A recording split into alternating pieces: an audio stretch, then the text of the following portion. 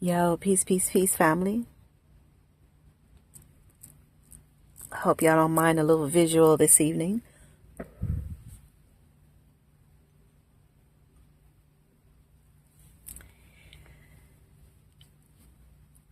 I do hope y'all have been having a phenomenal week and continue to stand in your power. Understand that nothing can come against you when you're staying divinely connected and trusting yourself. But I'm going to get right into it, family. So this is going to be part 2 from my manifestation requires discipline 2 series, right? So in part 1, I know I touched on and talked about how manifestations require discipline too. But in this part, which is part 2, I want to tap in with y'all and share a little bit what I've been learning and experiencing about how our habits affect our manifestations as well. Because most times what we're doing, we're asking for abundance, new opportunity, prosperities, and just new things to happen along our journey, right? Along our paths. We want things to just open up for us. Now, understanding that we still have the same emotional patterns, routines, and cycles that keep us mentally and spiritually trapped. Most of the time, it's not a spiritual attack, family. But what it is you not allowing yourself to break old habits, cycles, and mental stagnation. And honestly, I think a lot of us underestimate how much our daily habits have so much to do with our manifestation flow.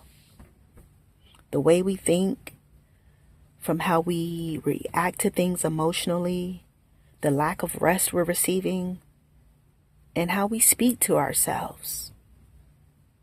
And then this is the ultimate one right here. The environments that we continue to stay in, knowing that they are not for us, especially when we have outgrown them. All of these things slowly start shaping our reality, family.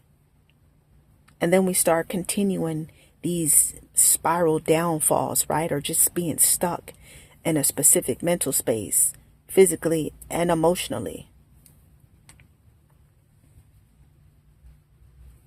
Like, for an example, we scream about this peace, right? Asking for peace. But yet we're constantly entertaining chaotic environments and chaotic situations. Or we keep asking for growth and new beginnings, right? New opportunities, but emotionally we're still attached to environments and behavior habits that keep us drained and mentally exhausted, family. Emotionally exhausted. And eventually those habits start becoming emotional cycles that are hard to get out of, right? And I know a lot of us can relate to this one when it comes to getting out of that survival mode. One thing I have learned, family, is that survival mode creates habits that are so difficult to get out of.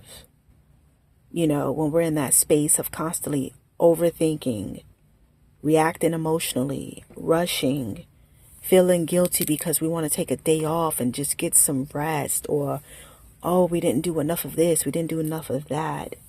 And eventually those patterns start affecting us. You know, not allowing us to think clearly and not allowing us to move through life and towards our path. You see what I'm saying, family? And we cannot forget about this one. Another thing I started really noticing is how important accountability it matters on every level, family. Sometimes we can become so focused on the external situations that we do not take any time to start recognizing these internal patterns that we actually need to start healing from. And honestly, family, the older I get, the more I really start recognizing how sometimes we need to just kind of sit back and really become tapped into our awareness of our habits, these emotional patterns, because they can really keep us mentally and spiritually exhausted. But let me tell you something. Once I became more aware and really started not getting down on myself, but really started getting on myself about breaking these cycles, family. Because it got to the point where when you really start feeling how you internalize all these things, they really start to make you feel very doubtful, very sad. However, we have to flip the script and we have to see these things as in it's time to change. It's time to switch switch it up.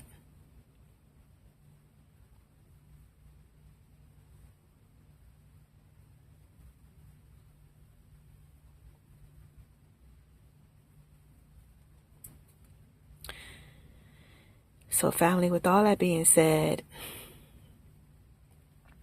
just become aware of your habits, your emotional patterns, your behaviors, and take accountability for your own actions and understand how deeply it's important for you to start healing from these things and stop living in the trauma. I remember my friend told me that before. Stop living in your trauma. It's okay to acknowledge it, but now it's time to move on. And it's not about killing it, but it's really about allowing yourself to experience the feelings and get through it. So now you can start making better decisions about yourself, thinking better about yourself and about your life. So family, this was part 2 of my part 4 series about discipline really helps with manifestations. That was part 1. Part 2 is about us understanding how our habits affect our manifestations. And stay tuned for part 3, family. And I appreciate y'all for tapping in with me. And let's really be serious about tapping into our own selves to create our reality, about understanding what protecting our peace really is, family. And let's move with intention, and let's continue to elevate. Peace, family.